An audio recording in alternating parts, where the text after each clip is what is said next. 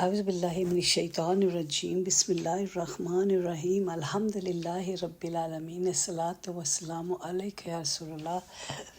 This is a podcast of the Deen of an Old Woman. There's a verse in the Quran which I love so much, and it just blows my mind. I become so bewildered by it. And this verse is found in Surah Al-Fajr, and it's a verse 27, where Allah says, He speaks to our soul. Look, subhanallah. Allah says, Bismillah ar-Rahman ar-Rahim, O thou soul in complete rest and satisfaction, come back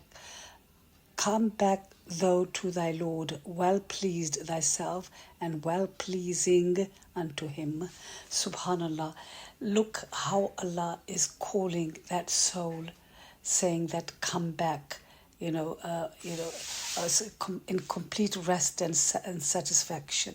So one way of looking at this verse is that this journey of life is about purifying and making the soul in complete perfection, so it reaches the stage whereby Allah called the soul with this verse of the Quran, saying that well pleased and well pleasing soul.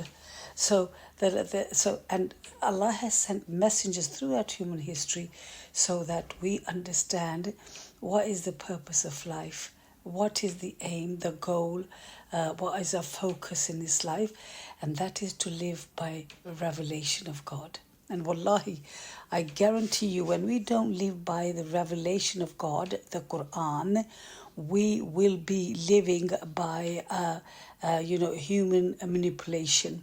Those who are in control in this world control the masses with fear, and they manipulate us and they oppress us and they take advantage of us so they can feed off us and get richer and richer and richer. They distract us constantly about advertising so that we keep on buying, and then we go there, we buy something, we bring it home, we use it, or we don't like it, we go back and then return the thing again, or when it's used, we'll go there and buy.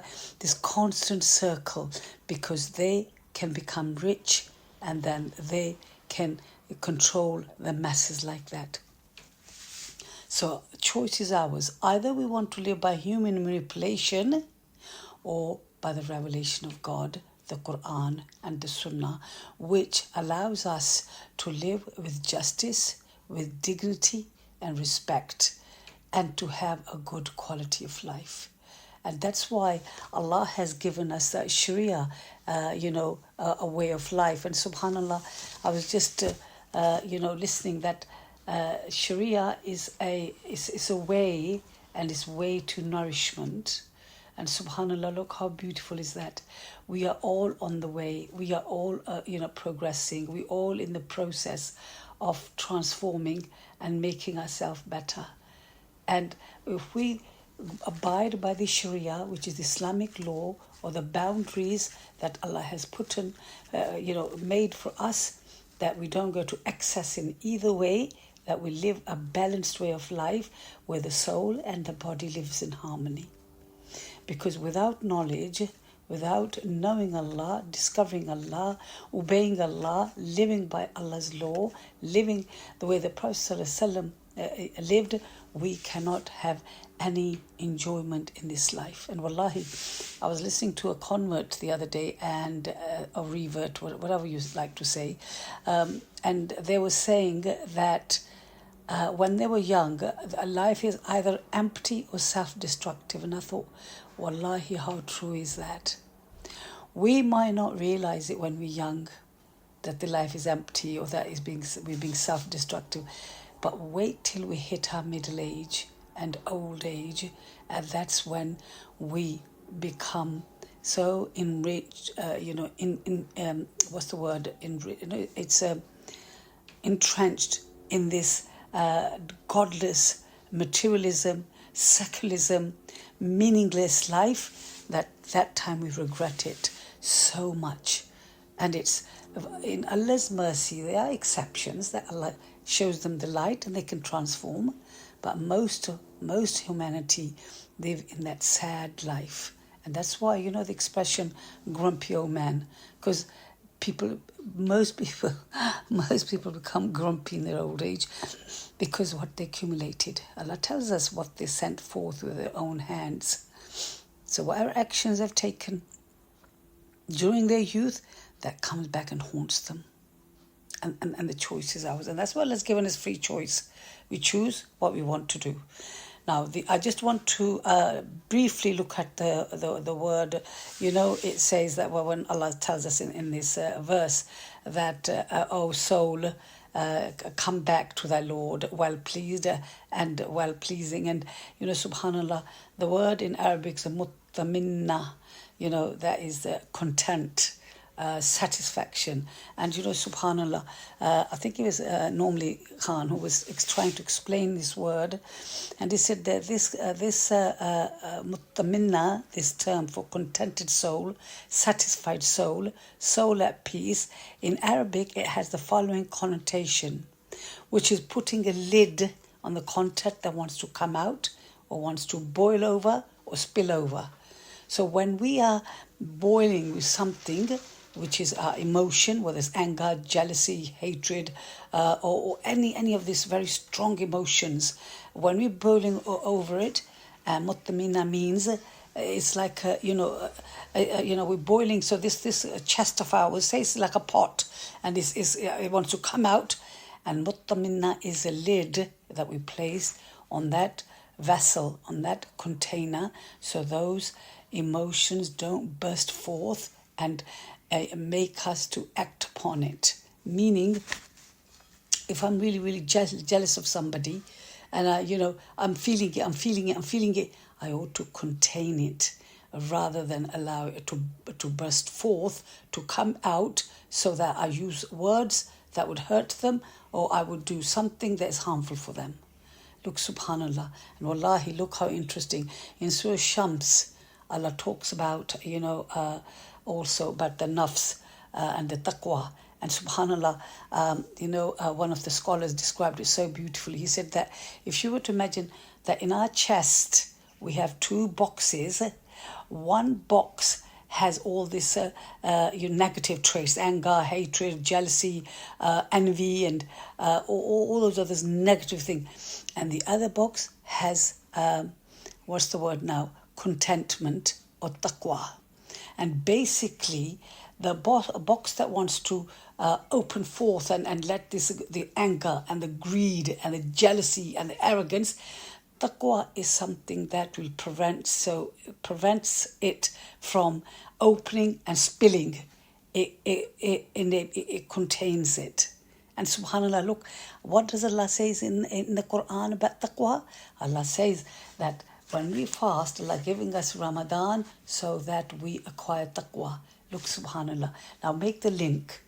So the more we worship Allah, the more we obey Allah, the more we live by 5 pillars of Islam, the more we follow the sunnah of the Prophet, the more this taqwa will grow, and more we will enable to contain our negative feelings. And subhanallah, I was having a conversation with somebody this morning who's sometimes tends to be rather negative, and I was saying, look, when we have a negative thought, it releases a negative chemical. And I'm not a biologist or a scientist to give you the names of these chemicals that the brain secretes into the body.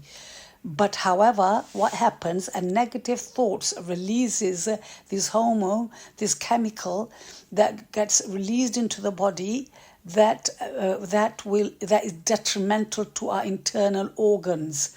So that sometimes we have high blood pressure, or we have some other sort of illnesses, because it affects our organ. Look, subhanallah, that's why Allah subhanahu wa ta'ala said, have a good opinion of others. I think it's husn dhan in Arabic. I think something like that they call it. Mean always have a good opinion of somebody. Say I'm walking down the road and I see a fat woman, and I shouldn't think to myself, oh, look at that fat woman. I shouldn't say that. I should just say, oh, look, Allah has put a beautiful soul in her. wallahi, there's ways of looking at the creation and creating the reality of positivity. And subhanallah, again, I was discussing somebody this morning that there's a beautiful verse in the Quran where Allah says, I come between a man and his heart. And I often think what that meant. And obviously it has many meanings, and I'm sure if you look at the tafsir in the Quran, it has many meanings. But it just occurred to me that how we perceive reality is Allah who allows us to see reality the way we see it. So when we are obedient to Allah, when we obviously follow Islam, follow the Prophet ﷺ, we see the world as a beautiful place, as something that's positive, to be grateful for this gift of life. And look how difference does that make. So the person is optimistic, and they're happy, and they're content, and the people that are around them also are happy and content. How wonderful is that? Wallahi, the more I look into the deen, the more I'm awed and I'm bewildered at the beauty and the perfection and the precision and the simplicity of this deen. And that's why I wanted to share that. That's why I started this podcast, because I wanted to share, this feeling of what this deen is about. That how beautiful it is, because I wanted to share it with the world. I want the whole world to know what a beautiful deen Islam is, and the mercy of Allah who created us and gave us a one little book, Quran, with just one manual, a book of guidance, a book of light, a book of healing, and a book of healing, and book of light, and book of guidance. Allah's given us just one book. So when we live by that book, how much we benefit ourselves. And subhanallah. So when we, as an individual, develop a self-restraint, and we can calm our attitude in life journey, so that the negative traits are sort of contained. Yeah, because we all are made of these different elements like fire, earth, water, all these things, and that's human condition. So we are bound to have some negative traits, and some positive traits. Is what we do with them, how we contain them, and if we live by them. And subhanallah, the more we are closer to the to Islam and the Sunnah of the Prophet ﷺ, the better it is for us.